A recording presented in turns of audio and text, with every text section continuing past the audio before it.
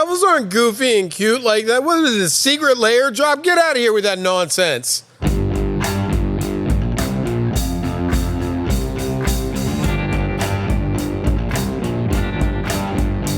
You're listening to the Funkatronic Rex podcast, where a few self-proclaimed piratical nerds running a friendly local game store discuss the board, card, and tabletop gaming community they love and serve. We tend to be the goofy, gregarious, and non-grindy gaming geeks of the community. Welcome. Okay. Funkatronic Rex podcast, episode 2. Here we are. Take 36. Take 36. I do have our opening that we'll play, so it will give us the full opening. Everything.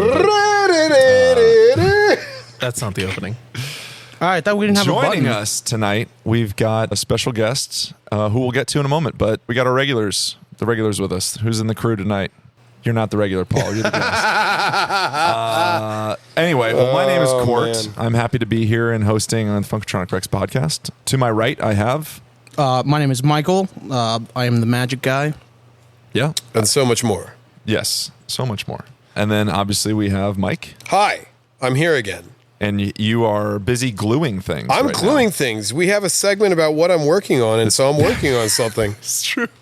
Yeah, you're multitasking. Okay, this is the magic that I make happen. I love it. And then in the hot seat, in the guest seat, we have Mr. Paul. The seat is a little warm. It is a little bit. So why don't you introduce yourself, Paul? Tell us who is your daddy and what does he do? Hi, I'm Paul. And for those of you who know Funk intimately, you know Paul. Like, one comes with the other. I've been in existence at Funk since day 2. So yeah, I'm on the Discord as the sassy one, and I do the website thing poorly, and I'm usually around, usually just causing havoc. But what's great about the website part too is, I think on there when you first go, it says something like Funkatronic Rex, like, we love games and we love everybody here except that Paul guy. Yeah, yeah, I put that there. Yeah. It's so good. So that little segment used to have a picture of me standing behind one of the displays with my head just barely poking over it. And so it was funny because if you look close enough, you could see me in that picture. Yeah. I think I changed that picture at one point because it was old, but... We just need to do a new one. Oh, sure. Yeah. We have a website? Yes, we do. Funkatronicrex.com. Thanks to Paul. Good job, Paul. It used to be Funkatronicrex.games for a short while, but for reasons that we don't need to get into. For a future episode. Don't even want to know. Mike's fault. I don't know about that. I don't know if that's valid. My fault. So, we've got Paul in the house. This is great. Episode 2. I'm glad that we're bringing more folks in that are a huge part of the store. And so, speaking of the store, what we've got going on somewhat recently and everything is we've got a 40K campaign coming up in May. Ooh. That's kind of the big hot ticket that I'm excited for. I'm writing it currently right now. So it's going to be slow grow style, 750 points starting, and then every other Saturday it's going to go 6 weeks till we hit 2K. Non-grindy, narrative-based, just fun. It's going to be very cool. There's going to be... I'm working on some mechanics to where you can exterminatus a planet that you're fighting on.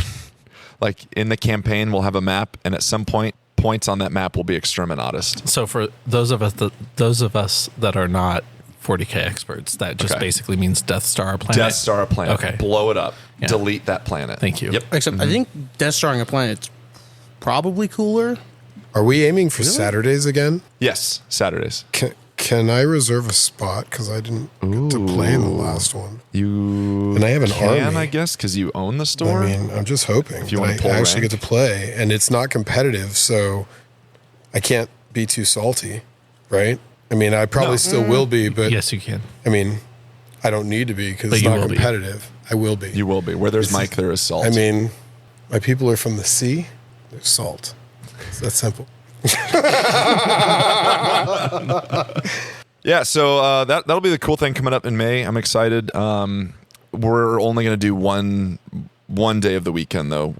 The last time we did it, it was Saturdays and Sundays. Yeah. Yeah, not the way to go. Shout out to the Sunday crew. Sunday crew. As far as what is going down at Funk, the campaign, excited for the summer. We're gonna have some sales coming up and everything. But yeah, what's going on in your guys' world with the hobby highlighting? I'm gonna go with Mike first. You know, it's really disappointing that somebody did such a good job painting before and subassembling and then not finishing this Blood Angels thing because what is that? The emblem is so well painted, and I'm going to clip it off because this is getting organized. Yeah, so Mike is kind of tearing apart, kind of re-gluing a Thunderhawk right now. Is that what this is called? Yeah. A Thunderhawk? Right, Michael? We don't play Imperium. I think so. Yeah.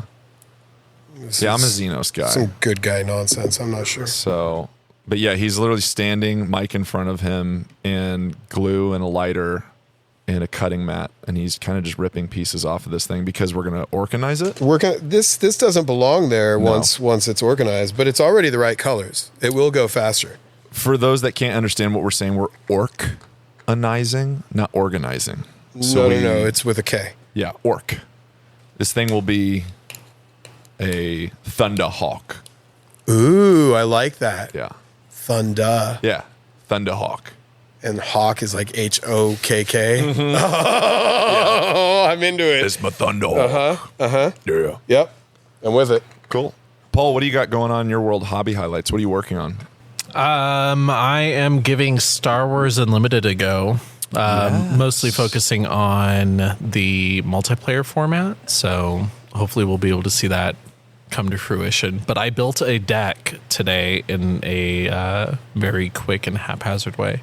Other than that, my D&D group got back together, so we got to run a fun little D&D session where we did nothing but shop for like 4 hours straight. That was fantastic. Yeah. Okay. One of my characters had to spend most of the session going through immigration. Oh wow. All right. It was just goofy fun. Yeah. What do you play? What kind of character do you play? I'm the dungeon master. Oh, you're yeah. Okay. Yeah. I've played. I actually am a player. I'm playing currently I'm playing a turtle monk in a different campaign that I play on the internet with some work friends. Is a turtle like a it's like a turtle? person? It's a ninja turtle. That's pretty sweet. Yeah. But it's instead of being like a badass teenager from the sewers, you talk like an I think this is really a good idea. But it's not. The character is not working out very well. The party is very violent, very murder hobo-y. Oh, okay. So what ends up happening is my pacifist vegan monk ends up like just walking out of the room a lot. So I'm thinking I might have to retire him and switch to something a little bit more smashy. Okay. But yeah, so my main game that I look forward to. Vegan monk. Yeah. I'm sorry, it took me a moment to just register all those words together. Yeah. Pacifist. I'm off axis. I get it, but I'm loud and I want some variance in my voice because I don't like the sound of it. Anyways. Right. He's a turtle. A turtle. Passive. Pacifist. Pacifist? Vegan monk. Correct. Right. Yeah. So he punches things, but he only ever punches in non-lethal these are concepts damage. that I didn't think would come into my D&D set. And this is not my D&D session, right. So not a problem. Because I just might say no. He has no problem defending himself. No. He has no problem with punching and kicking things and turtle smashing things with his shell. Is he eating a lot of lambus bread? That's Lord of the Rings. I understand, but I don't know what the equivalent would be in Dandy that he would be eating that would be vegan. And I figure lambus bread is a turtle.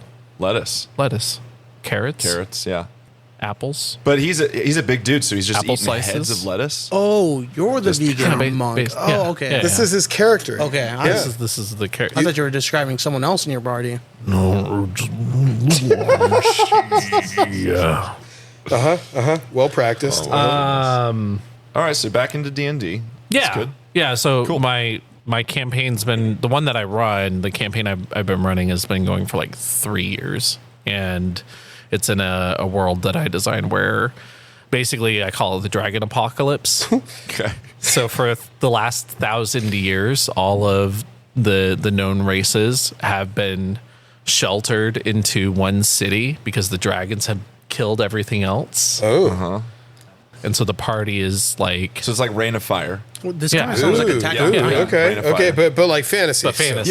Yeah, and no Matthew McConaughey. Yeah, No. so like they went to the Balls. Dwarven city, which was one of the last cities to fall, and there was a white dragon that had taken root there, and Okay. they went to the city of Narset, which was a desert city that was overrun like 500 years ago. Just fun stuff. Sweet. Nice. Yeah, that's what I've been doing. I like it. I'm glad you're playing again. Sounds Oh, good. Earthborn Rangers. You said some words. I don't know what that means. Earthborn Rangers is another thing that I've been doing to spend my time, mostly solo. But that's it's a living you set card up game. these jokes that are just, I think, beyond PG-13. Not gonna. No, that's it. It's Go low ahead. hanging fruit. You know. Earthborn Rangers is a new game from Andrew Navarro, who used to run Fantasy Flight Games. Oh, okay. And So I got some words to pick with him then. and I love he and started hate his FFG, so yeah. own business, and it's a living card game that's similar to like Arkham Horror, Lord of the Rings. Say more. But it plays very differently, and it plays really well solo. So that's how I've been. but spending my multiplayer, time. it's cooperative. It plays up to 4 players. Okay. Cooperative against the. It's not. There's no conflict like you find in Arkham or Lord of the Rings. Mm-hmm. So it's just exploration. So I liken it to basically it's like playing Skyrim with cards. All right. Michael, what do you got going on? I'm kind of here with Paul on Star Wars Unlimited. New game, Star Wars. Yeah. Can't complain. So Yep. been building decks, trying to learn the games inside and out. So when I host more Learn to Plays, Yeah. it'll be easier to teach. Who's the your leader? The learn to play you did kicked off really well. Well done, you did sir. a good amount. Yeah. Good job, dude. Yeah. Are you building like for the multiplayer format like Paul is too? I am not Okay. currently. Is that an actual format that they're supporting? It Yeah. is Okay. Twin Suns. What kind of deck is it? that So you're I building? have 2 in the works. So first of all, my favorite Star Wars character is Bosk, the bounty hunter lizard. Not a Super leader. cool. Coming from a Seraphon player, like that's just spot on too. So yeah, when I saw that he had to get card in game, I was like, oh cool, I'm going to build this deck. Sadly, he's not a leader, so he can't be the one leading the deck. But you got Boba Fett, which is But they could make him a leader in like a later set. I think right? so. Okay. Boba Fett? that would be cool. No, well, I mean, but isn't Boba Fett already a leader? Yeah. Boba Fett? Boba Fett? Where? Low hanging fruit, you said. Dig it. Cool. As far as hobby stuff that I'm working on, I actually have a buddy of a buddy printing out a ton of Mordheim terrain for me. So I might be doing a Mordheim board. I know. Stop. Calm down, guys. Calm down. I know you're really excited. Calm down. Hey, remember when you said those are words? That's what Paul gathered. I keep forgetting, Paul, that you don't play tabletop mini He stuff. does. He's just not the ones that we play. Just not the Warhammer ones. Yeah, the Hammers of the War. So Mordheim was a game that GW came out with in 99, and it is based in the fantasy world, and essentially comet hits city, destroys it, warpstone everywhere, cults, all that, and people rush into the city to try and get warpstone and riches and things like that. It is a tabletop skirmish style game played on a 4x4 board, very claustrophobic, very like alleyways, ruined buildings and all that stuff. You have a war band of about 7 to 13 different minis. That's it. And it's very interesting too because you can't pre-measure stuff. So when you declare that you're going to make a charge with this one model, you say, I'm declaring the charge. Let's see if he's there. Double his normal movement. If he's outside of it, nope, he misses it. So this is not a.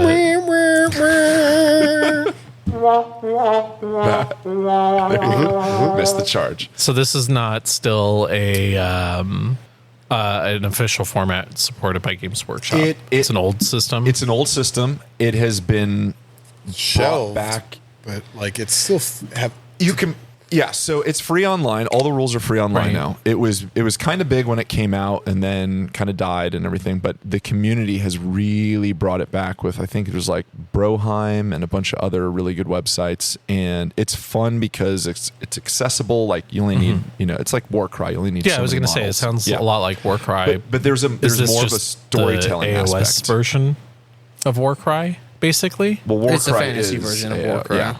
But So this takes place in Warhammer Fantasy, Yeah. not in Age of Sigmar. Yeah. Okay, yeah, I follow. But there's more of like a narrative element to it, I would say. Like your skirmishes and stuff tell a story in a very cool way, or they don't have to, but Right. we tend to. Anyway, so I'm excited to get this terrain, get it painted up and stuff, and do some more terrain for the shop as well, painting. So that is the hobby highlight. That's it. That's it. I That's talked all for like 30 minutes. yeah, but you're a turtle. That's more interesting than painting a building. Okay, fair Yeah. enough. So, what is in the case? Let's talk case decks. Michael, you've got something in front of you. What are you working on? I am working on a blue-black zombies deck for Commander.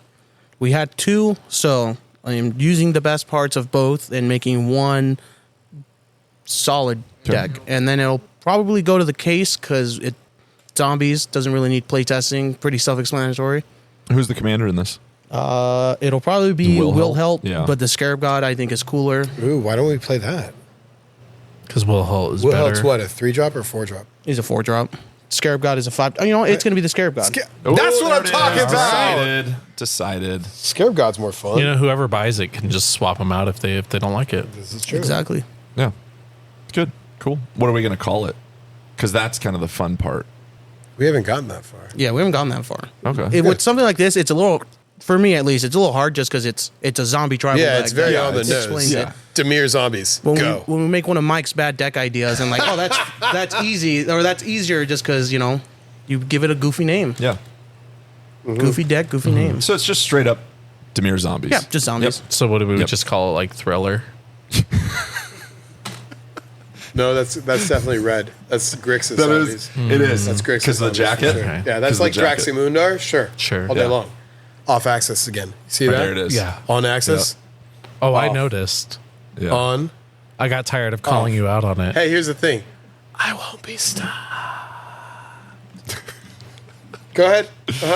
Proceed. Oh my Now gosh. I'm I'm probably here. gonna knock this over too. Now I'm there. Look around, around, around, around.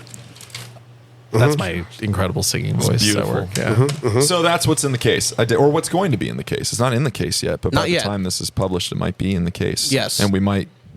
Well, we're not going to call it Thriller, no, but No. it needs Red to have jacket. some cool name. It needs to have a cool name. Night of the Living Dead. Yeah, I mean that's just straight up Easy. That's it. Boring. Yeah, You're boring. It's too obvious. You're too That's the point. obvious. Just call it the bicycle girl from episode 1 of The Walking Dead. I don't even know what you're talking about. This show's gone on too long.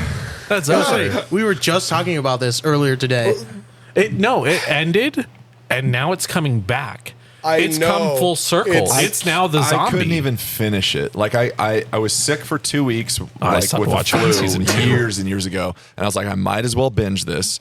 And I got to like season 5, and I was like, I can't do this anymore. Nope. You got can't. way further than I did. Oh, I got further than that. You're not missing much. It's the same. It's so formulaic. It was cool, but I get it. The humans are the bad guys. We get it. Good Humanity. for Atlanta. Yeah. Yeah. All right. Can I ask Hot- a question real quick? Yeah.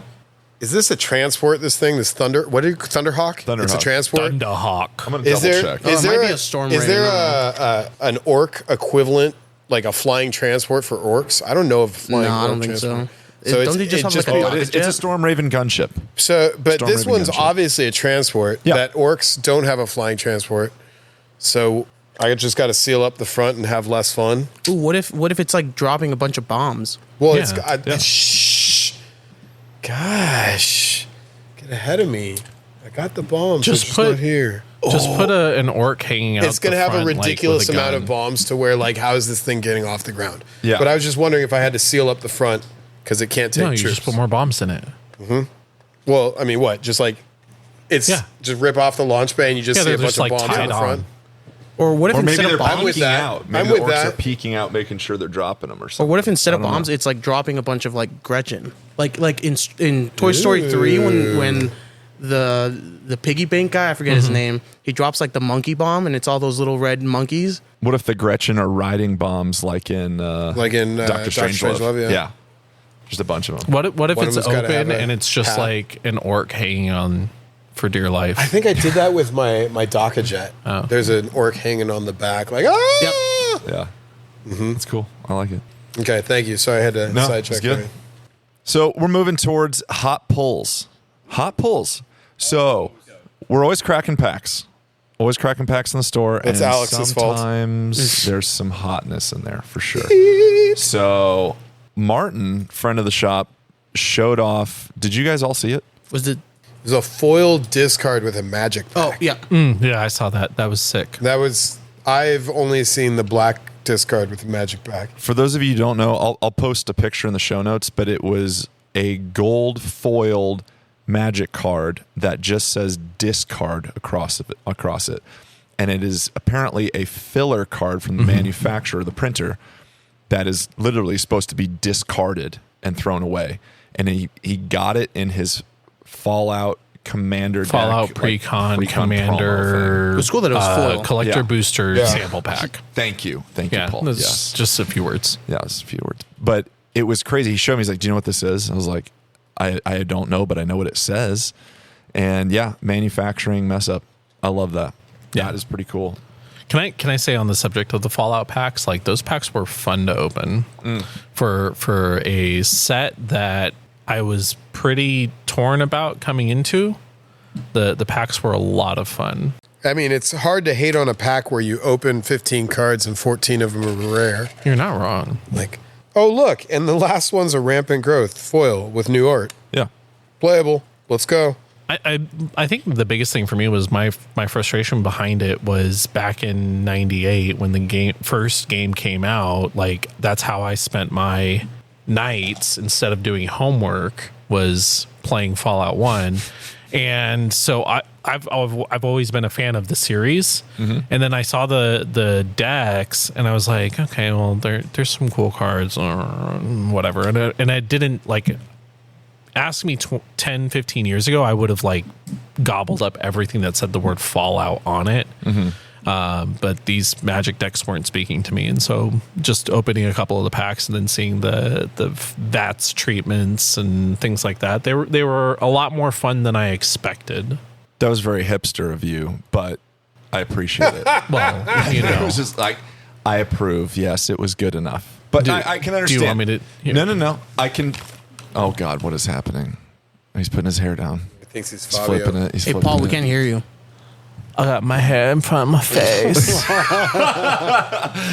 No, I can totally appreciate that you've loved this game since day one. Yeah. And for this to come out the way it is, and kind of the shows following up in the next few months too, right? Like, it's kind of a scary time or an exciting time to be a Fallout fan, right? Yeah. Yeah. I mean, Fallout 76 was commercially a huge failure. So everyone's kind of, anyone that's been a fan of the series is kind of, what's the word I'm looking for? On edge. Yeah, on edge, Yeah. trepidatious. that's a good What's word. the Spanish word for it? Trepidacio. That's Spanish.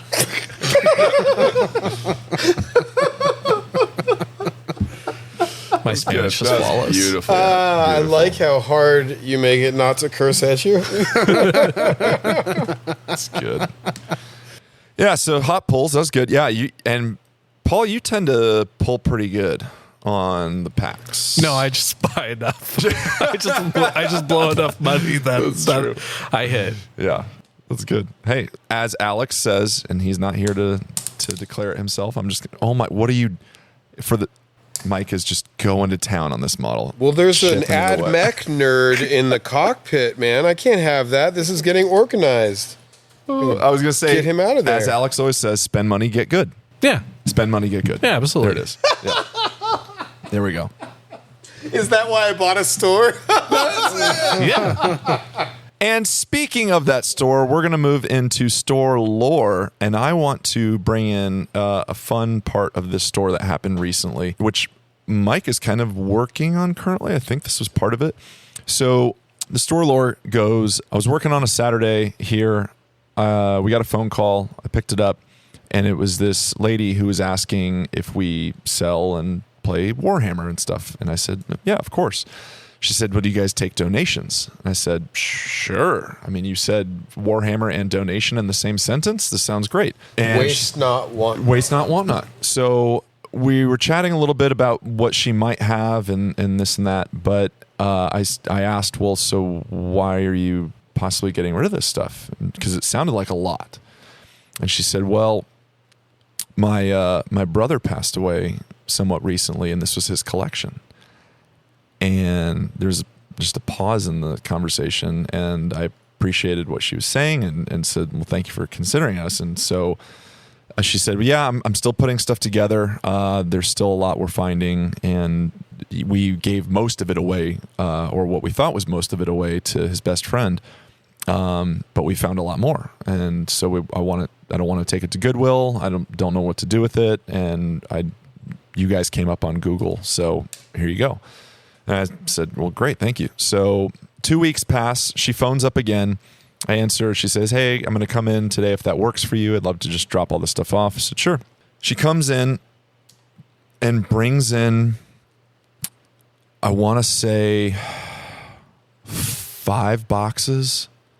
And by boxes, I don't mean like here's a kit. Like storage boxes. Like pretty decent sized. 2 trunk worth. 2 trunk worth. Like a regular car size trunk worth. Not like a giant Suburban, but 2 car trunk worths full of 295 Civics trunks worth. Worth of painted, unpainted, variety of fantasy, mostly 40K armies, and really cool stuff. Like you could see the progression in her brother's Warhammer hobbying. It was unpainted stuff that was old school, like 2nd and 3rd edition 40K, which is where I started. And then it got to like, oh, now he's playing this, and now he's painting better. And you can see like what his latest army was based on how it was painted and the models and what edition they came from. It was amazing. And it was, to be honest, like really... It was kind of tough. You know, I was thinking it was really nice to appreciate a piece of the man's existence that his family might not have been able to in the same way. Yeah. Like, as nerds, we know how long a hobby can be.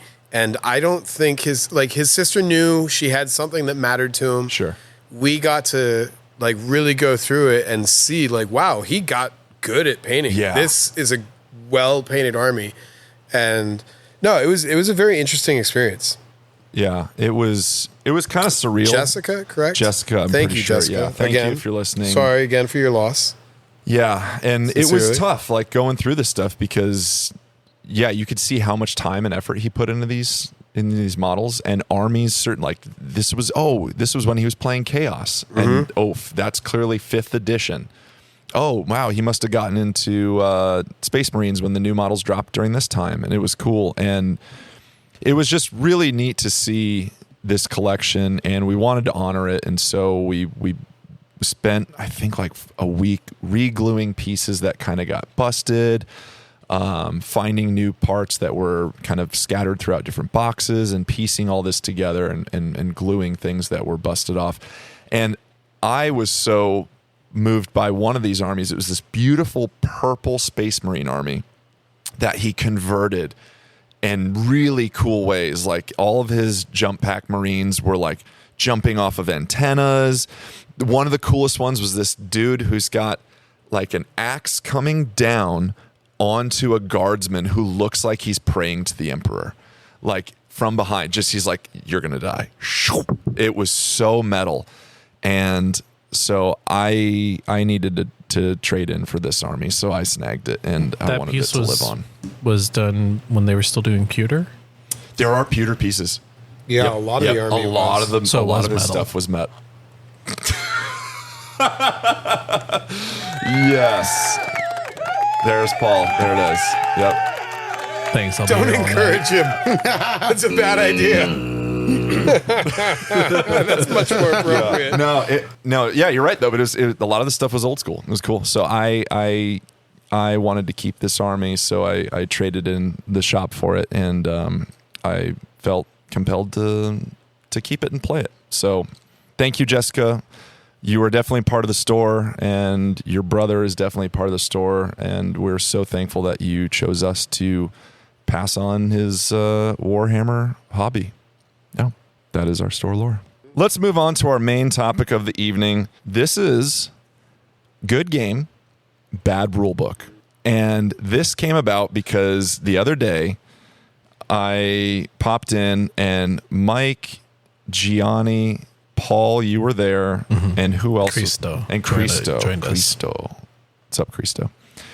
We're sitting at a table, busting out this beautiful game, and I won't spoil it yet, but about half hour in, I look over and Mike looks so pissed. I mean, that's like 90% of the games that I play with Mike. That's true. That's true. Not pissed because he's losing. You guys haven't even started yet. That was the thing. Look, I need to be doing something in 5 minutes or less. Yeah. Period. Game rule number 1.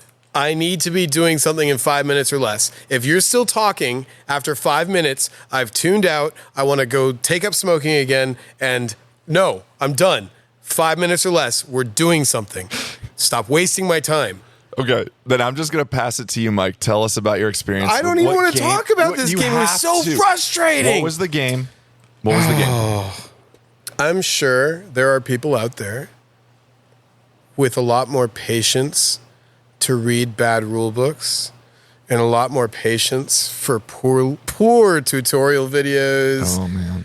The learn to play video, whatever it was that they told us to watch that just referred back to the rule book. And it was like the to find official a learn to list play. of It wasn't those somebody. No, it wasn't some that like awesome Joe Blow. dude, like, watch There's it played. probably Joe Blow, somebody like Let's Play It has probably Yeah. done Yeah, a yeah, 10 yeah. times better one. And We they're should have great. been watching that one. Yeah. And I still have to go do my homework now. That's the first problem. Why do I have to do homework to play a game? Well, you can find a list of those people in the second rule book on page 26. Exactly. That's the problem. Because we- I'm already on a second rule book. What? Are we not naming the game? I'm trying to. So I feel like you're. So- really You forget what it's towing called? the So line here's here. the thing. Here's the thing. In the devising of our podcast, I told Court I have to try and curb my salt. I'm a very salty dude. It is very hard for me to talk about this without a serious anger, a la Samuel L. Jackson, because this rule book. Oh man, I don't think it does the game a lot of service to name it, but like feels like a cop out.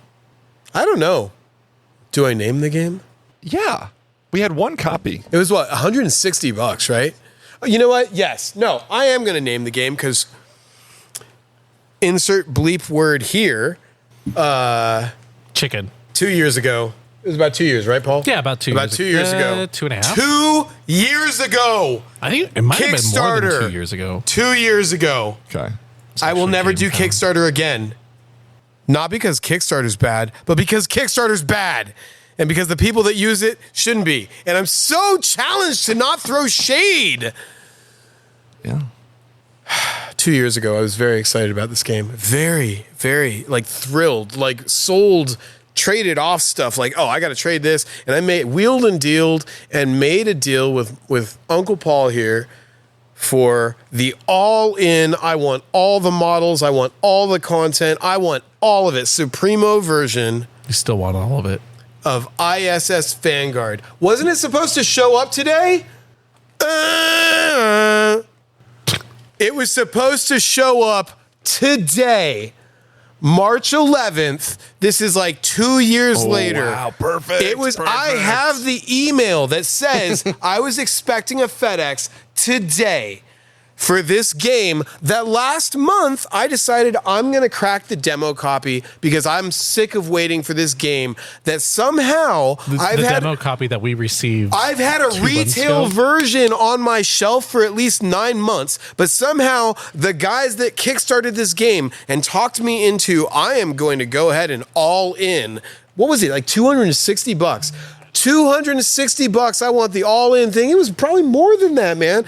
I was so frustrated that fine print. Oh, by the way, you got the all-in version. You're in wave 2 of shipping. When's wave 2 of shipping? TBA. So I get to wait until Asmodee is selling me the game that I kickstarted.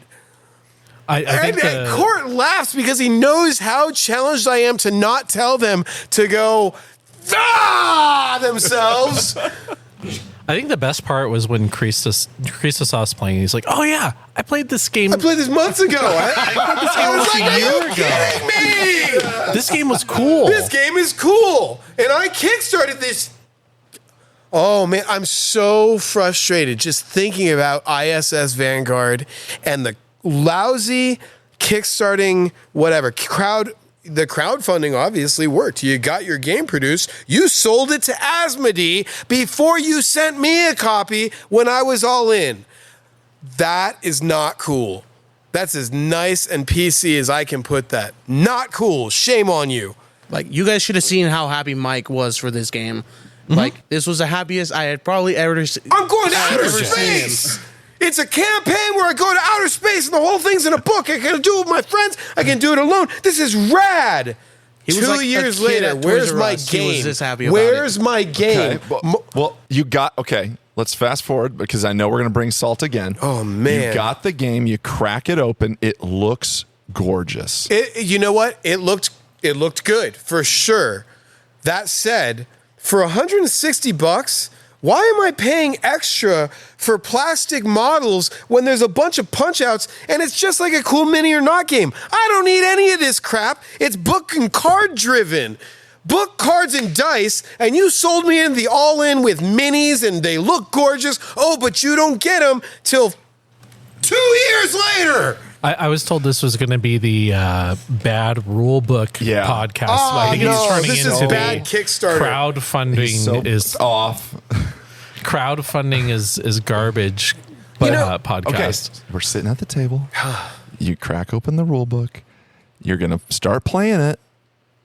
And then a half hour goes by. No, it was like 45 minutes had gone by and we barely... I think we got to our first dice roll 45 minutes in, and then the way the mechanic worked was still like in debate where we have to go back to the rule book. That's poorly written. It had me... I went first, and it had me roll the dice, and then it said... Oh, by the way... whatever you rolled doesn't matter. Change the dice to these sides so that we can teach you how this thing works. So it had you practice dice roll. Basically. It's good. I don't play many dice games anymore. So maybe you've forgotten. I might have forgotten. In case you haven't rolled dice before. Yeah. But you invested a lot of money into this game. Yeah. Maybe this is your first game ever. I have forgotten how much we paid for that Kickstarter. And I want to... It was between like $260 and $400. I think it was closer to the 400 mark. I think it was, because you too. traded me your Star Wars Legion army. Everything. Yeah. Wow. Is that how long ago it was? Yes. The Legion army? Yeah, we were still playing Legion. Yeah, it was the I Imperial still Legion had a army. Legion army. What? My gosh. That is insane. Mm-hmm. So did you even end up playing a full game yet? No. Oh my And honestly, I think I'm so frustrated with it. The Kickstarter is supposed to show up today. Yeah. So I guess, in the next 2 hours and change, maybe FedEx surprises us. We'll see. But it's going on the shelf once it does. And unless you want it, bro, I'm serious. I'm so over this game. I'm so I frustrated. don't know. I spent so much money on that game. It's like You should keep it. I don't necessarily. And to be fair, This sounds like bad rulebook, bad game. so The game might be great. It's just like... it was a cool game. I think the presentation it did a thing that was different enough. The promises that we saw snippets of while playing the game were all there that I think it's a good game. I think it probably is a good solid game. I think it probably is too. That said, like any game, whether it be video game, board game, any game that salts me this bad for any reason. The other game, Red November, was another bad rulebook, decent game. But oh my God, you had to read a 45-minute rulebook to understand what I could have paraphrased in 5 minutes. Like, oh, horrible. I remember when the shop had first opened and I came in and we were like looking at the game library, and I want to say I had asked what game do you guys want to play, and it was you and me and Jonesy or whatever, we were hanging out, and you said just go pick a game off the shelf, just not Red November. Okay. So I've never played Red November, but I've heard enough about it as one of the worst rule books, but decent game. I'm gonna jump in and say I will emphasize good game before I say bad rule book. Queen by Midnight. Queen by Midnight by Darrington Press. Great game, very fun. I don't even like deck building games. Like I'm not a big fan of you got to build it during the game and all that stuff. But when it came out, I've got a whole world to introduce you to, Corey. I'm fine. Perfect. I'm good here. I got you, buddy. It's all right. But Mike was like, "Hey, new game. It's hot. Looks great. Check it out. We're gonna do the learn to play on it." I was like, "Okay." Busted it open. The production's phenomenal. It's got a dice tower that works with like the clock tower. You turn the dial. It tells you what turn you're in based on time and all that. And it stores really well in the box, which is a huge bonus. Art is phenomenal. It's great. I read the rule book and half of it makes sense. There are so many, okay, well then what if you do this? Nope. Flip through. Nope, nothing. Okay, well, is this an action I can take? Because it kind of says I can do this, but it doesn't really say I can do this. The way it's worded. Terrible. I watched, I forget who, I kind of don't want to out them, but I watched somebody do the learn to play on it. I was like, this is even worse. And then I found one that actually really worked, and it was good. And I ended up playing it that day. Great game. But again, there were so many scenarios in that of like, people would ask questions like, well, can you do this? Or what happens when this card goes here? And I'm like, I don't know. It doesn't say. The next week, Darrington Press put out a huge errata, which literally took keywords out of the game. Said, hey, really? when it says this, ignore that. Ignore that. And here's your FAQs, here's everything else, and here's our official learn to play video within a week. Because people were so pissed off. And maybe I'm the only one that was pissed off, but I looked at forums and it was like, this doesn't work. I don't know what I'm doing. I think this is right. And it's a great game. It is a great game. But would you say the new FAQ and video, like, does it help? Yes, for some things, but like, I kind of wish they would have said, hey, keep your proof of purchase or whatever, and we'll send you a new printed rule book. Because it sounds like you need all new cards, though. There are mechanics in there. If I read them correctly, they literally say, when this says this, don't worry about it. It's not even there anymore. Just like a keyword on a card. So anyways, that's mine. Good game, bad rule book, Queen by Midnight. Michael, what you got? Anything? I'm going to be real honest. I don't play many board games or many games that require me to like actually sit down and like I got one for you. In depth read the rules. Yeah. Magic the Gathering. Because all they give you is like the little the rule book thing. is all on the cards. That's not true. There's a proper Magic rule book online, and it's just stupid long. It's like 300 pages or something. Yeah. I would say most people learn how to play either through Arena or the Xbox game or just other people teaching you. I'm joking. I mean, it's...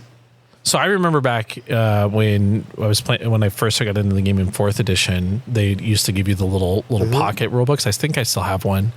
And the game's changed a lot since then. Sure.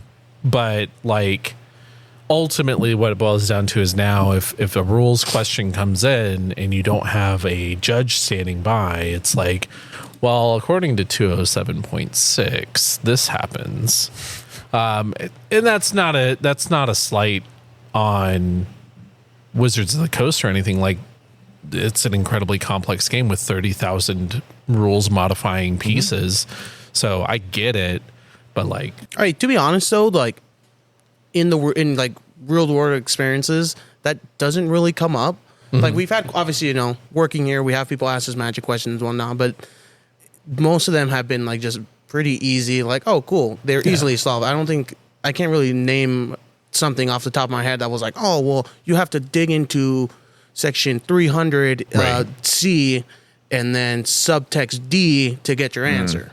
There's been a couple times where I've gone that deep on things, but yeah, generally speaking, with Magic specifically, if you're familiar with the game structure and how the game is actually played and the basic rules, then yeah, whatever you think is probably the ruling, that's probably it in most cases.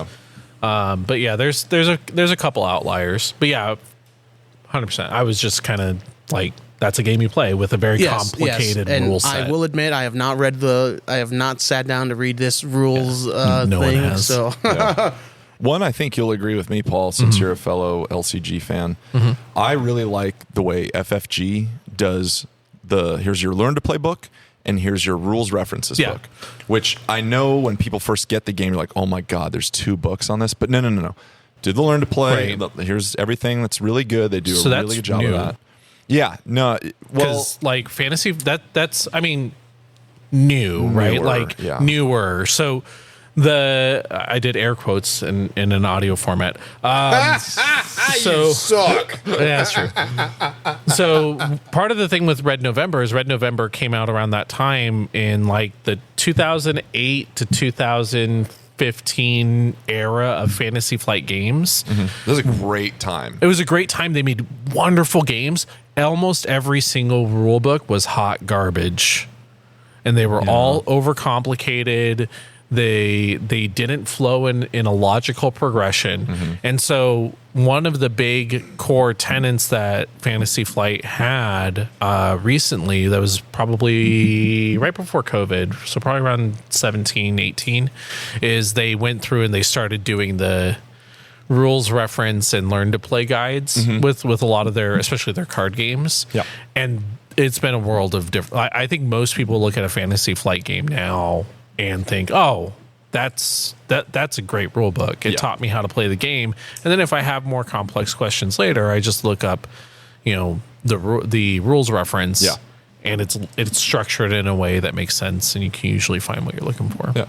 Well, it's alphabetical the way they structure it, so it's just easy and great. Right. Yeah. But it's not always like off of keywords. Sometimes it's like, well, what do I do when my deck is empty? So you go and you look at like deck. Yeah. And it's like, if your deck is empty, go to page 76 and look at this term.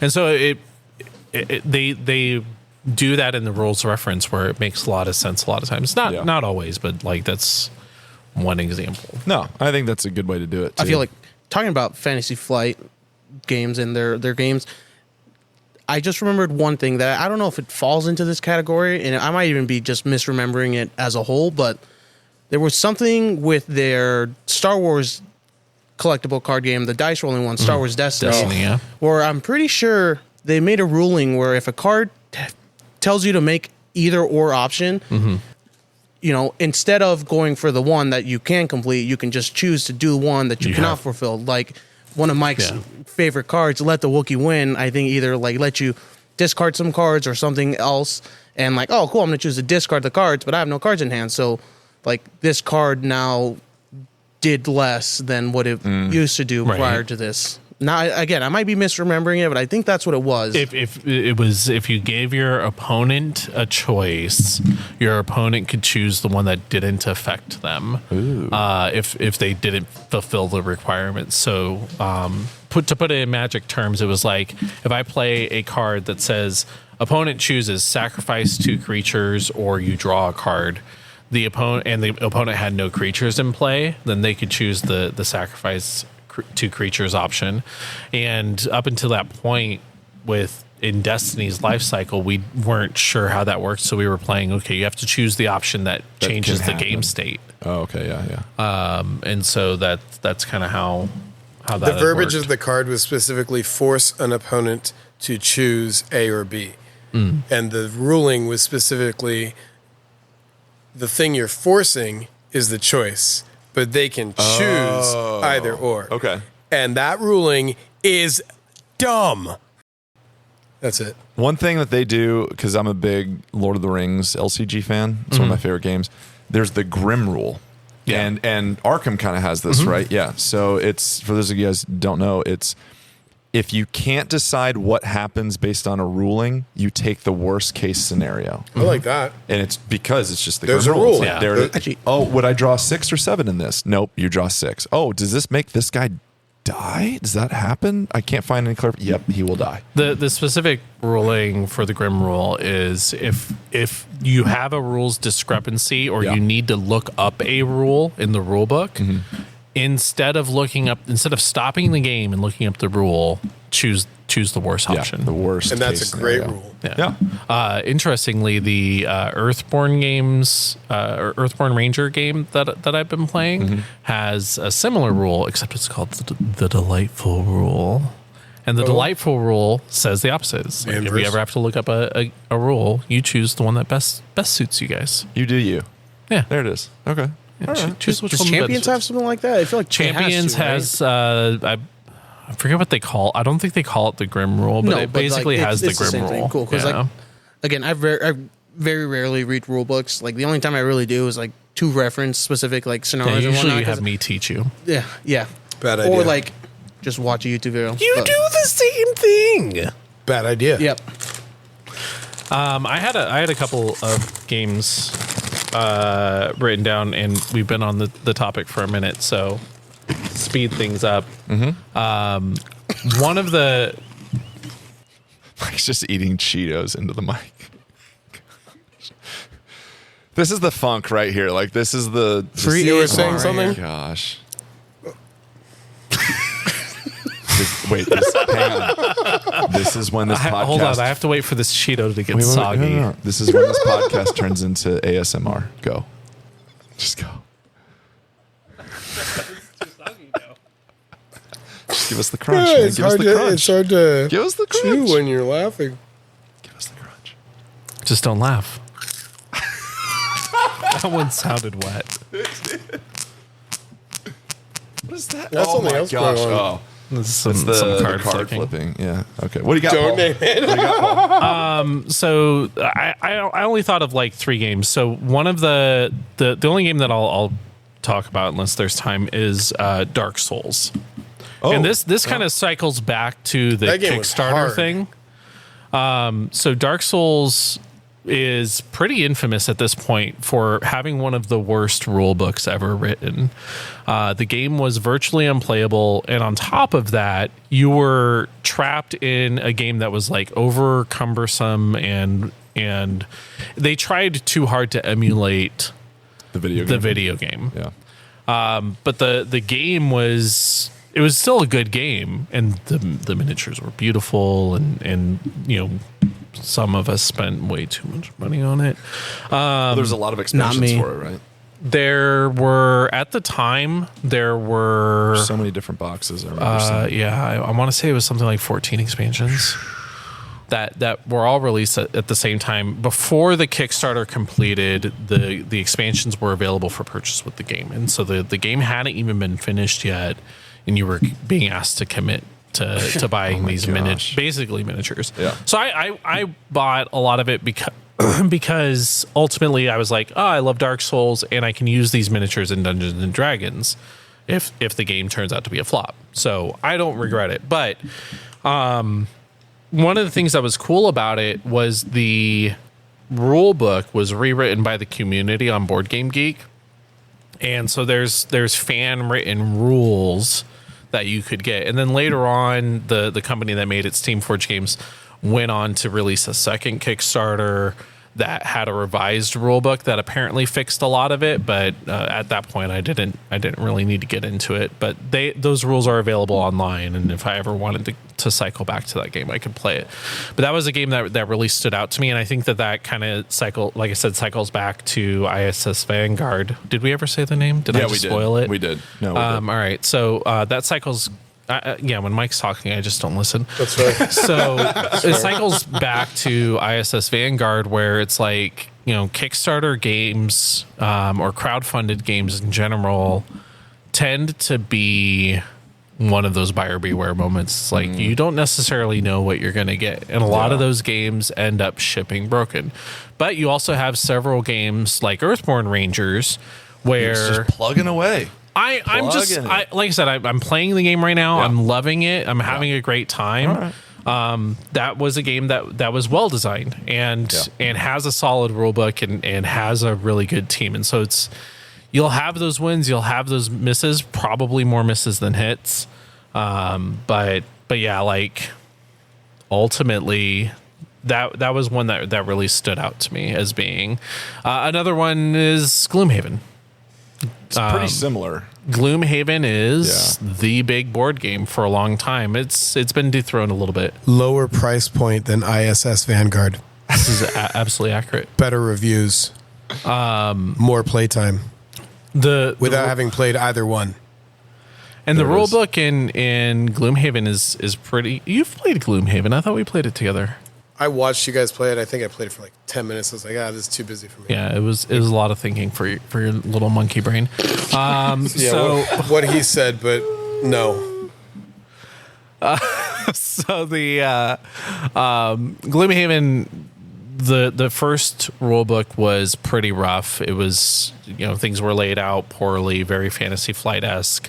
A lot of specifically how monster AI worked didn't make sense. So a lot of people didn't end up playing it for a while until the video game came out. And then they started playing the video game and they're like, oh, that's how that works. And so there's a video game of Gloomhaven? Yeah, there was a video game port, and it's actually really good. It's probably the best way to play the game.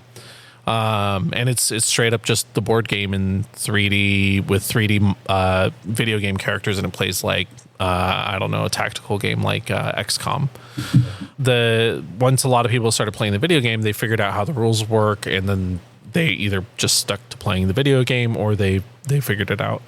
Then Frosthaven came out, and the rulebook is better, but also still, it's a big game. Those are big boxes. Huge. So it still struggles. Yeah. So those were two games that I said I was only going to talk about one, but I talked too much. No, it's good. It's good. Oh, I'm sorry. I stopped listening. What? Good game, bad rule book. Adios, mijo. There it is. That's Spanish. Before we close out this one, we do have some questions from Funk Family. I asked you guys to all of our friends to shoot out some questions to us, and we got some questions in. So we're gonna kind of rapid fire these. Actually, I'm gonna save this one for you, Michael. Actually, I'm gonna say it right now. Screw it. How big of an item can be hidden within Michael's fro? Oh, he's like Captain Caveman. Oh, that was one question. That's I good. understood that reference. Have you tried? Have you tried to hide anything in your fro? So I remember in grade school when my hair wasn't as long as it is, but it was still pretty long. I would hide a bunch of pencils. And so like, oh, cool, I need a pencil. Shoot. Like Grace from Ferris Bueller. She's just constantly pulling up pens and pencils. I weep for the future. Other than that, I think the biggest thing I've been able to hide in my hair is probably just my hair pick. Like I don't think I've really like tried to force anything into my hair. I have managed to hide things in your hair that you didn't know were in there until like I told you like an hour later. I don't know if Did you even know that at all? You had no No. idea. Okay, well, maybe not an hour later. Okay, maybe I didn't tell you about it. Uh-oh. All right, next question. I don't know if I want to say who these are from in case they're anonymous, but thank you for our Funk family on Discord, Instagram, Patreon. You all know the who things. you are. If each Funk employee had a Magic the Gathering card made of them, what type of creature would each of you be? Ooh. Devil. All day long. Salt Devil. I don't know what that is. That Ooh, sounds creature white. type salt? Salt Hold would on. have to be white, no? I feel like No, you make or whatever blue. you want. It's Whatever from you the want. sea. Okay, so you'd be No. A sea devil. I think the only card that references salt is white green, and it's the land. And if you guys have seen it behind the counter with the salt packet, Oh yeah. Yeah. Okay. The infamous salt packet forest. So Where'd Mike, it you'd be- go? I think it's still behind It's the still counter. behind the counter. somewhere. You'd be a Be a devil. You'd be a devil. Yeah. Okay. You know what I would be? What? I'd be an angel.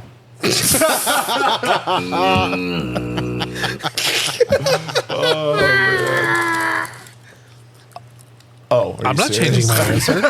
Okay. Whatever Mike is, I'm the exact opposite. Yeah. Yeah. Okay. All right. Fucking difficult. Yeah, I know. Michael, what do you think? Mike said a naughty. Yeah.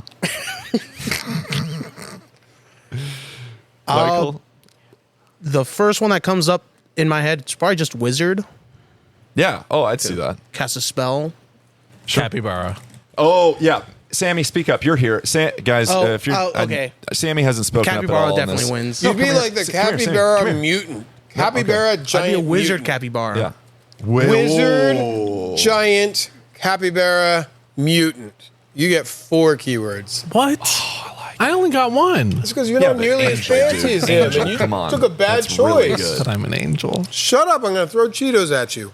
And I think the card art would just be a normal capybara What? with like a cape tied around its neck, like little kid superhero style, and then a wizard hat. So the otter from Wilds of Eldraine, No, he doesn't have a hat. but a capybara, He doesn't which have a was hat. also included in the same. Yeah, he did. No, he doesn't. Oh wait, hold on. He might have. I thought he did. I don't think it's from the same set. There was like 2 otters in the set. I'm thinking of the new one from Bloomborough, the one that looks like Raoul. Yeah, not that one. Okay, I yeah, think pretty there was much- an Izzet otter in Wilds of Eldraine that had a hat. I don't think he had the little kid cape. So Probably not. No. If we get enough Patreon supporters, I will have these cards made. And we will have rules to them and everything. I will make sure this happens if we get enough Patreon support. When you do that, Yeah. can mine just be a devil but with like angel wings strapped to its back? Okay, great. Thanks. Yes. No. No. No? Why? No. He- No. No. Devils aren't goofy and cute like that. What is this, secret layer drop? Get out of here with that nonsense. What do you think? What creature type do you think I am? Angel wings like I'm a Victoria's Secret model. No. What Get out of my creature type magic do you with think I that. am then? You're closer to capybara than angel. Yeah, I am. I'm an angel capybara. I want to be a 3-drop red black, what about a Little homunculus? Rakdos Paul? Devil?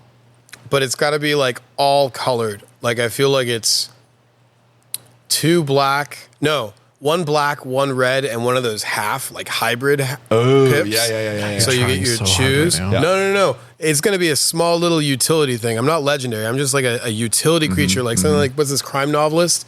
Something that's just banging like a $5 uncommon Sure. that you want. It's a rad devil. I found out tonight from Andrew that the crime novelist was originally going to be legendary. They had to change it because it would be too broken as a commander. Oh, okay. No, make him green and then he's fine. Just make him Yeah, green, absolutely. add green to it, and then make it No, your of commander. course. Also, make it a 2-drop instead of a 3-drop, and it gives you your choice of red or green, and that's just when you tap a land. Yeah. The wizard has spoken. Somebody's jealous. Yeah. Oh, he's not green, so I don't care. I want to be a vampire. I want to be a vampire pirate. You know, I knew you were going to say vampire, and that's yeah, just I so know. boring. I don't care. It fits though. Like, Thank you. He can't have any other option. If the I shoe appreciate it. fits. That's right. Yep. Vampire pirate. Boom. What? If the glove don't fit, You must have quit. all He right. doesn't get the reference. It's okay. You weren't born. He that's doesn't what I either. was, that's what I was pointing at my Oh, hand. was that actually what you Yeah. were referencing? Okay, I didn't realize. Last thing, this isn't a question, but this is actually a really good suggestion that came in. For the record, I think it would be cool to make a set of tokens to sell where each one is a different Funk employee. We've had a similar conversation. Isn't that would like totally a do that. total of 4 tokens? Yeah, but you can have different varieties. I just want all Because mine. Alex would have one that's just like dwarf rogue. What if you just see and the he would top have of his head? Pokemaster. Like in Alex's, it's just the top of his head. And like for mine, it's no, just but like it's cut off. Like, I love it. for mine, it's just like my eyes, and the rest is like just hair. Just I hair. think it's Like just, in my I think it's ID just the picture. back of your head. with something that Which Paul is just put hair. in there. Yeah. with a pencil. Yeah. With Or just with like Paul coming out of, like, Paul peeking Paul out. peeking out. Talking about his new game. What was it called? I'm bringing it up again. Exploring You can't make me do it. Hang on. Isn't it something Renegades Earth? of Exploration. Nailed it. Did I get it? No. I thought it was like something Earth. Earthbound Explorers. So spot on. Earthworm Jim. Yep. Got it. Nailed it. Thank you guys. Groovy. Thank you so much. If there's nothing else, thank you guys for listening to our latest episode of the Funkatronic Rex podcast. Please follow us on all the social medias and everything. Come down to Phoenix, check us out, stop by, say hi. Thank you guys for being here. Paul, thank you so much for being a huge part of our community. You kind of are integral in creating this community. So big thank you to you. Thank you for being here. It's a pleasure. But it's not He'll Spanish. be back. He'll be back for sure. Thank you guys. Gracias. That's Spanish.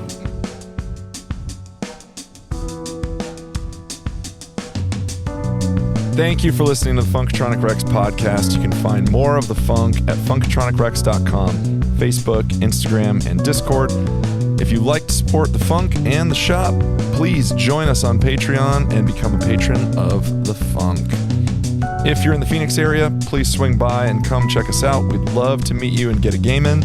You can also reach us by sending an email to shop@funkatronicrex.com. Stay up, stay true, and don't forget, stay funky.